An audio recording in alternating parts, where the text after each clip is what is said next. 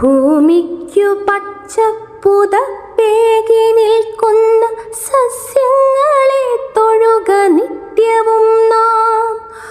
അമ്മത്തണൽ നൽകി നമ്മളെ കാക്കുന്ന വൃക്ഷങ്ങളെ തൊഴുക നിത്യവും നാം. ഭൂമിക്കു പച്ചപ്പുതപ്പേകി നിൽക്കുന്ന സസ്യങ്ങളെ തൊഴുക നിത്യവും നാം. അമ്മത്തണൽ നൽകി നമ്മളെ കാക്കുന്ന വൃക്ഷങ്ങളെ തൊഴുക നിത്യവും നാം.